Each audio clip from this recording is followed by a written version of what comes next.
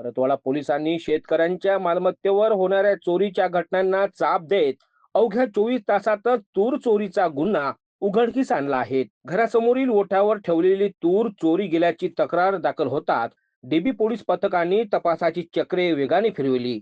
गोपनीय माहितीच्या आधारे ब्राह्मणसभा कॉलनीत राहणारा 25 वर्षीय प्रथमेश उर्फ गन्नू तकतवाले, बोरगाव दोरी राहणारा 26 वर्षीय आनंद डायलकर या दोघांना पोलिसांनी ताब्यात घेतले. दोघांनी चोरी केल्याची पोलिसांसमोर कबुली दिली. त्यांच्या सांगण्यावरून चोरीची तूर, ऑटो रिक्षा आणि मोटरसायकल असा एकूण 2,59,500 रुपयांचा मुद्देमाल पोलिसांनी जप्त केला. ही कारवाई ग्रामीण पोलीस अधीक्षक विशाल आनंद यांच्या आदेशाने परतवाडा वरिष्ठ पोलीस अधिकाऱ्यांच्या मार्गदर्शनात करण्यात आली आहे. या कारवाईमुळे परिसरातील शेतकऱ्यांनी समाधान व्यक्त केले.